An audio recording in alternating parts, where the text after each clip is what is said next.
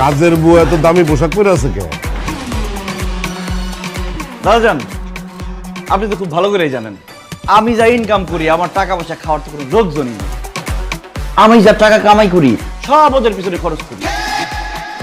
ওদের বলছি যে তোমরা এখন থেকে খুব সুন্দর সুন্দর জামা কাপড় পরবা আর সুন্দর সুন্দর জামা কাপড় পরে আমার সামনে আসবা, নোংরা জিনিসপত্র পরে আমার সামনে আসবা না। আমি নোংরা জিনিস একদম পছন্দ করি না। ওরা তেমনি ফকিরনি,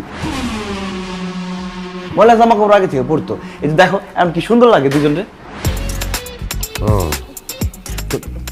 তুই তো মানুষ একজন, তোর কাজ তো এই মেয়েটাই করতে পারতো, লগে আবার ওই বুড়িটারে রাখছিস কেন? কাজের বুয়া তো একজনই দাদাজান। এই যে জোয়ান মেয়েটা ও হইলো আমার কাজের বুয়া। ও সব রান্না বান্না করে, কাম কাজ করে। আর এই যে আন্টি হইলো ওর আম্মা জান, সবসময় ওরে পাহারা দেয়, পিছে পিছে থাকে। পাহারা দেখেন? পাহারা দেয় মানে হয়েছে কাজের বুয়ার তো বয়স কম, জোয়ান মেয়ে না। আমারও তো বয়স কম, আমি জোয়ান ছেলে না, কখন কি উল্টা পাল্টা ঘুরে যায় বলা যায় নাকি। এই জন্য ওর আম্মা ওর পিছন পিছন থেকে সবসময় পাহারা দেয়। ও আচ্ছা আচ্ছা আচ্ছা আচ্ছা, না না ঠিক আছে, ভালো ভালো ভালো।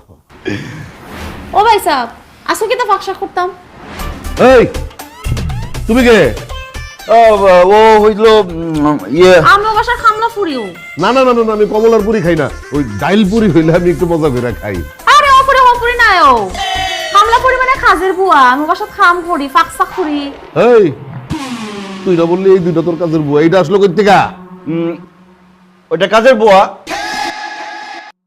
ও কাজের বুয়া, কিন্তু ও হলো অন্য বাসার কাজের বুয়া, ওই যে উপরে তলার কাজের বুয়া।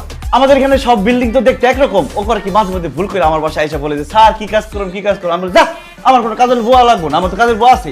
এই যা, আমার কোনো কাজের বুয়া লাগবো না। তোর কইছি না বারবার আইস না, যা চল ও ভাই সাহেব কি তা হলো? আমি তো বাসার খাম ফুরি। চল চল চল।